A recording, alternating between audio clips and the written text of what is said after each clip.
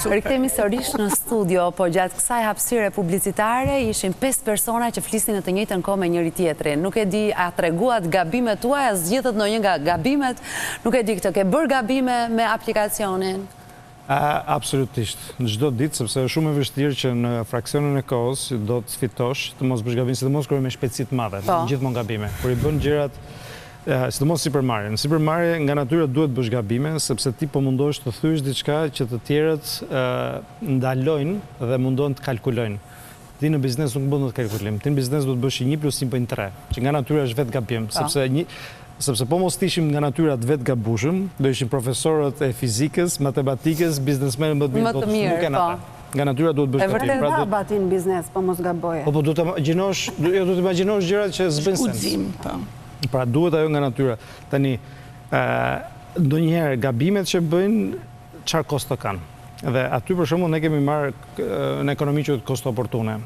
Pra, heqja dorë nga alternativa më e mirë e mundshme. Pardon? Heqja dorë. Po, ndonjëherë bën gabim se nguron për të marrë një vendim që ti e di që është i duri, po thua prit se do kalkuloj riskun dhe do e ul pak atë ekspozimin që kam ndaj këtij risku dhe si rezultat mbase do jetë më mirë. Po ta kisha bërë më përpara, thoshë, do kisha pasur rezultat tjetër. Dhe këto janë gabime që dhe është shumë interesant. Le të marrim botën e investitorëve. Investitorët kur gjen një biznesmen që është për herë të parë që bën një biznes suksesshëm, ngurojnë. Kur është një startupist apo një biznesmen i cili ka pasur disa kompani, janë të lutem merri lekët e mia. S'ka rëndësi, Mira Murati. Mira Murati s'ka produkt. Ka 13 miliardë euro.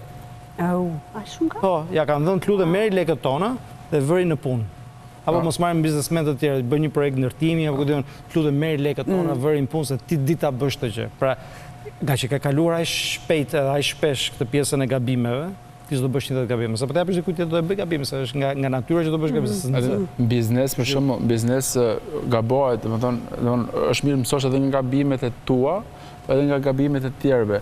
Mirë është që gabimet me kosto të mëdha ti mësosh nga të tjerët. Se këto me kostot vogla, ti kesh bërë vetë, sepse nga herë bën gabime dhe se ngrej më kokën për një kohë shumë të madhe. E disa e vështirë është ta identifikosh gabimin? Po, po.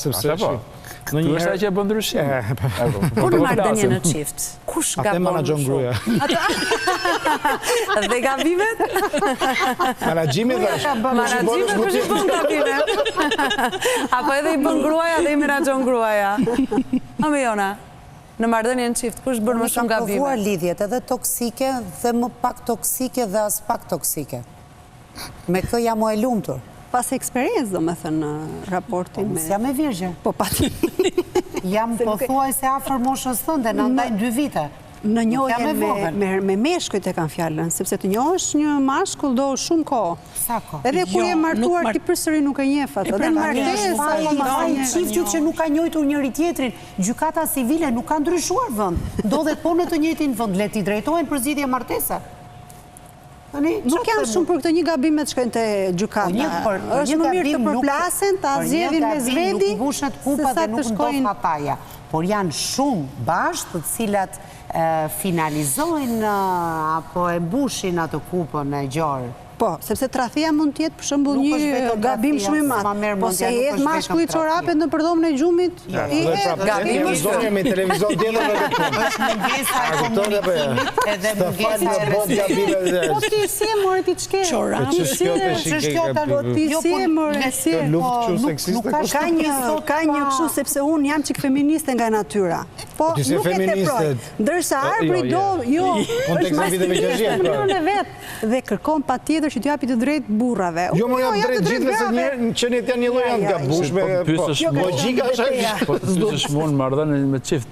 Po, në marrëdhënie më shumë gabime. Unë them që okej, si ta bëjmë kështu, unë them që gabime më mëdha e bëjmë burrat. Burrat. Po, sepse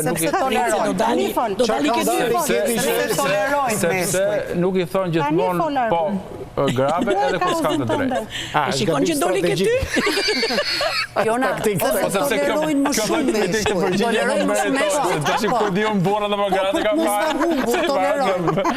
varet nga momenti. Mashkulli edhe toleron për mos ta humbur partneren. Po patjetër.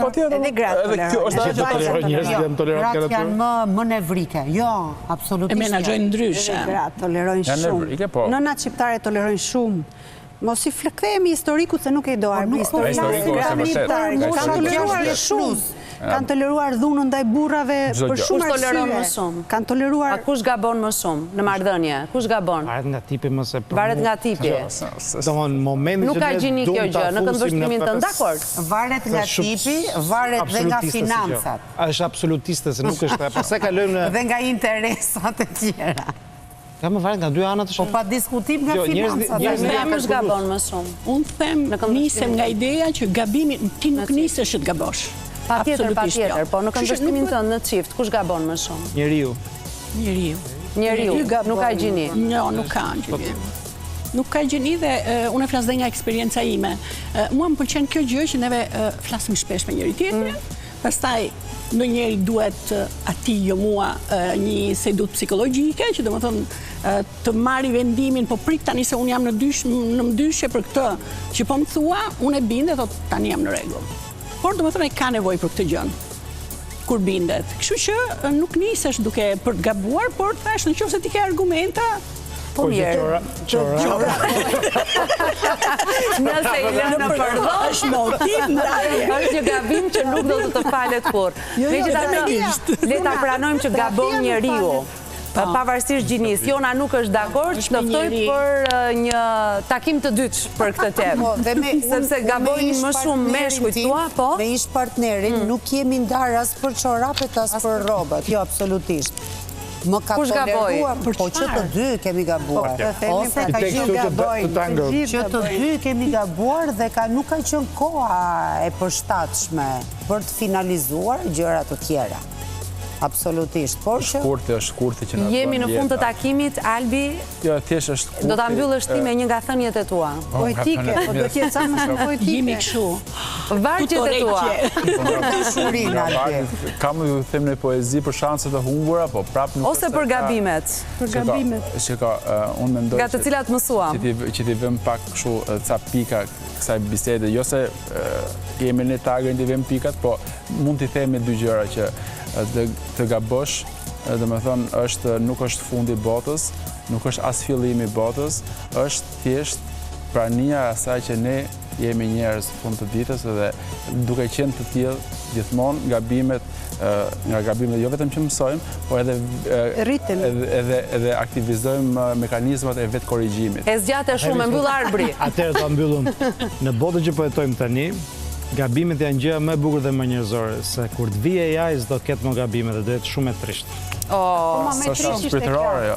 Do doja ta mbyllim me optimizëm, jemi në fund të programit për sot, edhe nëse bëjmë gabime, e rëndësishme është të mësojmë prej tyre dhe t'i menaxhojmë në mënyrën e duhur. Të ndihemi mirë me veten tonë.